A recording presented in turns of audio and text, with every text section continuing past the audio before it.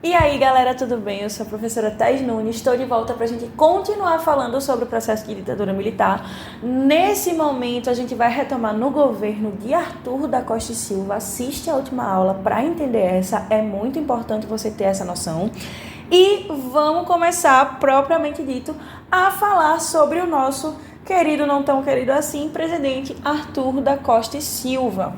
Uma coisa que é importante a gente pensar, né? A gente falou sobre Humberto Castelo Branco, vai falar agora sobre Costa e Silva, é que a gente tinha um comportamento, certo?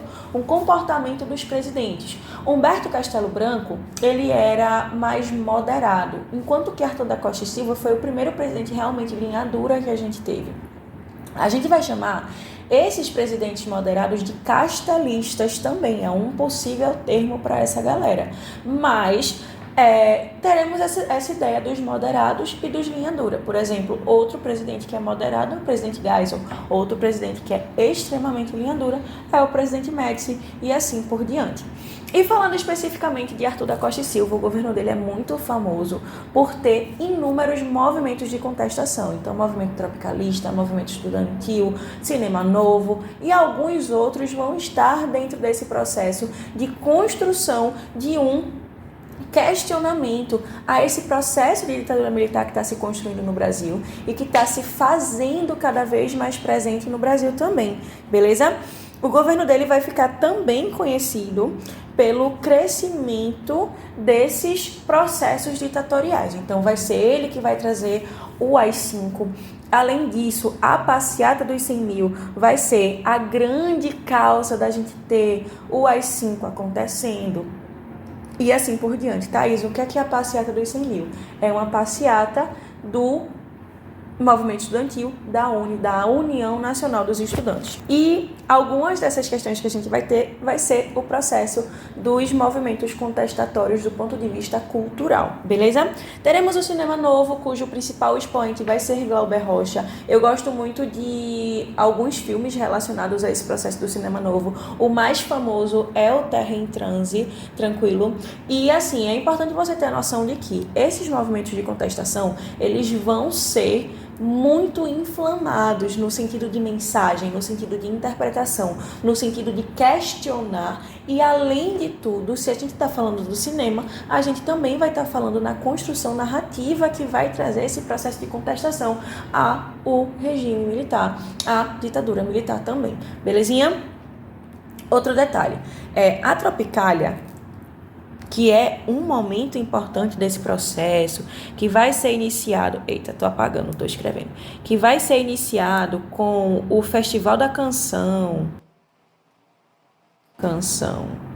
de 1968, vai ser muito forte nesse processo, porque a gente vai ter, entrando de fato para esses movimentos mais ativos, músicos, artistas como Caetano Veloso, como Gilberto Gil, como Gal Costa e assim por diante. Eles vão estar envolvidos nesse movimento e não só vão estar envolvidos no movimento, como também vão estar envolvidos politicamente na contestação, tanto que alguns deles vão ser, sim, exilados. Vai ser o caso de Caetano Veloso, que vai escrever a música London, London em Londres no processo do seu exílio, beleza?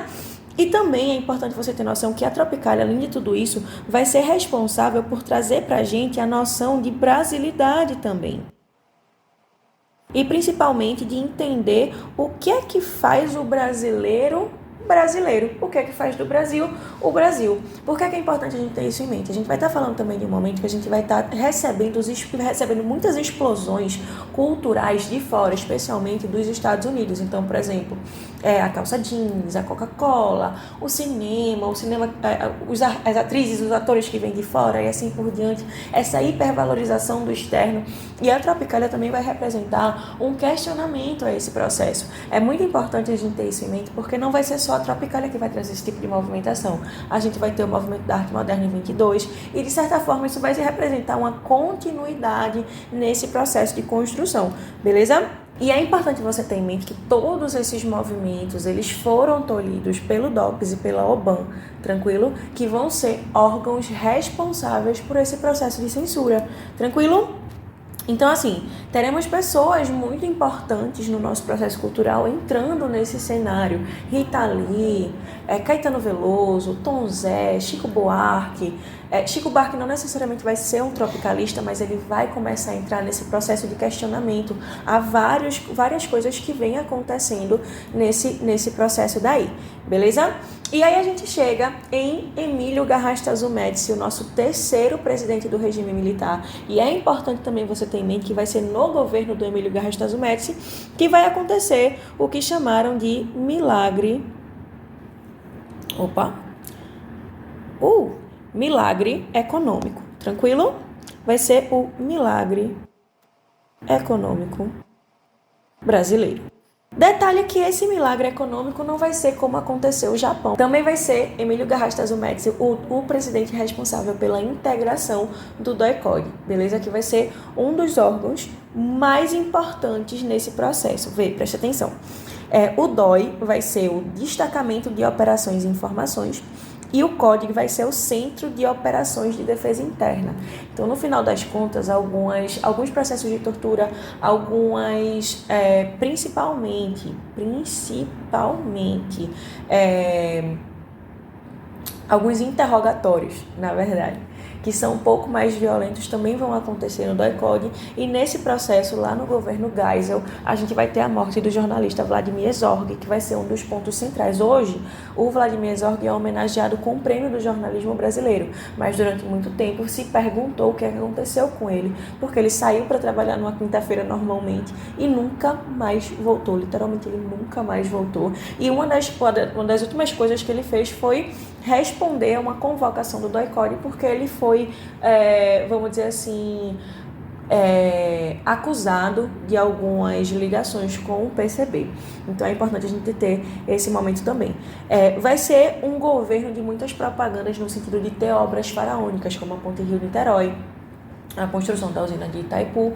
Vai ser nesse governo também que vai ser construída a FUNAI, a Fundação Nacional do Índio, e assim por diante, tranquilo? E aí vamos lá falar sobre o nosso querido, ou não tão querido assim, milagre econômico brasileiro, certo? O milagre econômico, gente, vai ser feito por esse rapaz aqui, o Delfim Neto. Delfim Neto vai ser o economista que vai desenhar esse processo. E a parte mais interessante sobre isso tudo é que o próprio FMI vai olhar e vai dizer: minha gente, isso daqui não vai dar bom, isso só vai fazer com que a inflação cresça e cresça muito nos anos seguintes. Dito e feito, eles bateram pé, fizeram acontecer, colocaram, e mesmo assim a gente teve uma inflação altíssima, que foi uma consequência para governos posteriores resolverem. O próprio Delfim Neto, depois de todo esse processo, vai ser convocado para tentar reverter a situação de crise inflacionária que a gente vai ter, principalmente ao início da década de 80, presidentes como José Sarney, como Collor, como Itamar Franco, vão ter problemas em seus governos por causa desse processo inflacionário também, tá, gente? É importante vocês pensarem isso, que foi uma coisa que teve consequências. Muita gente usa como argumento para defender a ditadura militar o processo econômico, mas esse processo econômico foi um processo econômico raso, fraco, que gerou processos inflacionários altíssimos nos anos seguintes. Importante também você ter em mente que quando a gente fala sobre esse processo de ditadura militar, é que vai ser por causa desse milagre econômico que a década de 80 vai ser economicamente considerada uma década perdida, beleza? E a gente segue para o governo do Ernesto Geisel, o quarto e penúltimo presidente do nosso processo ditatorial brasileiro, tranquilo? Ele vai representar um dos castelistas, vai ser eleito, o único presidente nesse processo eleito pelo Colegiado Eleitoral Brasileiro. Sim, a Constituição de 1967 vai construir o órgão do colegiado, mas ele não vai ser muito usado na realidade. E ele vai ser o responsável pelo início da nossa abertura política, nas palavras dele, lenta, gradual e segura, com inúmeros avanços e inúmeros retrocessos. A questão com Vladimir Herzog vai ser uma das questões muito fortes dentro desse processo. E ele vai renovar o processo legislativo. Uma coisa que é importante a gente ter noção aqui, falando novamente sobre o caso Vladimir Herzog, é que ele foi um dos diretores da TV Cultura, beleza? Se você foi criança nos anos 2000, assim como eu fui, você foi uma criança da infância da TV Cultura também, né? Aquele negócio do ratinho, de lava a mão e assim por diante. O que é que a gente vai dar de continuidade nesse processo? Ele vai ser intimado pelo DOI-CODE de São Paulo, suspeito por ter ligações com o PCB. Eu coloquei nesse slide uma imagem que é um pouco sensível, então, apesar dele estar aqui, eu acho que eu não vou mostrá-la para vocês, mas vocês podem pesquisá-la, certo? É uma das imagens mais divulgadas e conhecidas do Vladimir Herzog, inclusive a única imagem que muitas vezes a gente tem conhecimento dele, que é ele não necessariamente sendo enforcado, mas ele morto, pendurado pelo pescoço, porque uma das coisas que a gente ficou sabendo com o passar do tempo foi que ele não cometeu suicídio, foi se forjada uma cena de suicídio. Normalmente quando eu estou dando aula no processo presencial, eu digo que ele foi suicidado, porque ele foi morto em decorrência do processo truculento de interrogatório, certo? E para livrar a barra das pessoas que estavam envolvidas nesse interrogatório, simplesmente forjaram uma cena muito feia, por sinal, de suicídio, porque Vladimir Herzog era um cara muito alto e basicamente a cena ele está enforcado com os joelhos dobrados. Gente, qualquer pessoa que tem instinto não conseguiria se enforcar simplesmente dobrando os joelhos, porque uma hora ou outra você iria se levantar. A respiração é involuntária, né? E a gente tem essa perspectiva. Qual foi a real causa do óbito? Tortura seguida de morte. E é isso. Essa foto aqui é a foto dele, se eu não me engano, esse é o filho dele, Ivo Herzog, que foi um dos principais ativistas contra o processo de tortura e a favor da abertura da Comissão da Verdade. Beleza? Existem, inclusive, historiadores pernambucanos envolvidos nesse processo e é importante vocês terem noção disso, porque hoje, na nossa Constituição, a gente tem a proteção de você, cidadão, independente de qualquer coisa, de você estar assegurado de não passar pelo processo degradante como a tortura é, beleza? E passando para João Batista Figueiredo, o último dos nossos presidentes militares. João Batista Figueiredo foi o que vai, de fato, concluir o processo de abertura, certo? E ele vai ampliar essa abertura. Além de ter essa ampliação da abertura, a gente vai ter uma ampliação absurda da crise econômica. Porque no final das contas, ele já vai estar aí por volta da metade da década de 80. Tranquilo? Ele vai sair do governo em 85 com a chegada da chapa Tancredo Neves, José Sarney.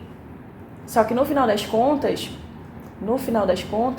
ainda os governos militares, ainda os governos ditatoriais vão ser atingidos pela crise do milagre econômico de Delfim Neto. E outro detalhe importante vai ser João Batista Figueiredo, que vai chegar para o Delfim Neto e vai dizer: ô querido, tudo bom? Vamos resolver o problema que você criou?